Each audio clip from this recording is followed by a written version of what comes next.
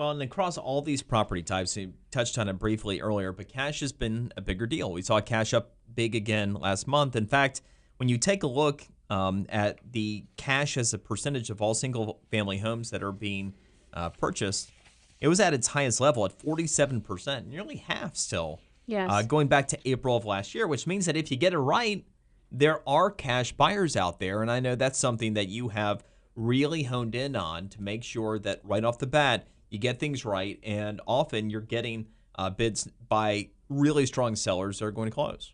You know, it's interesting. I think cash in 2015 is going to become more important due to some of the financing changes out there, even though there's a new great product for first-time home buyers. The good news is I don't see the cash going away. I mean, I have never in my history seen so many cash buyers out there. I mean, for the last few years, we've had, thankfully, a tremendous amount of cash buyers in the marketplace.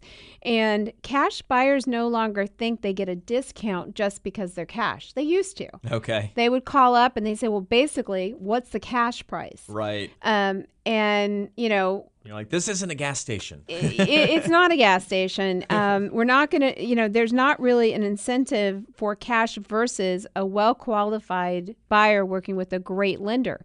However, you know, thankfully that cash has been there, and I don't see it going anywhere in 2015. And I would completely agree, because where so much of that cash comes from, investments outside. And with the stock market still near all-time highs right now, as we are entering the new year, there's every reason to believe that cash will continue to be a big part of the story as people, especially, there's something I'm watching as well. The early part of 2015, we carried another year of pretty strong gains last year. A lot of people don't want to sell if they wanted to liquidate investments and taxable accounts right before the end of the year to create a taxable event they have to account for with the IRS come April. Right. So we could see a lot of people liquidating investments that appreciated last year, have that money that is ready to go. And that might be a positive catalyst for us here in South Florida to begin the year. I think it makes perfect sense.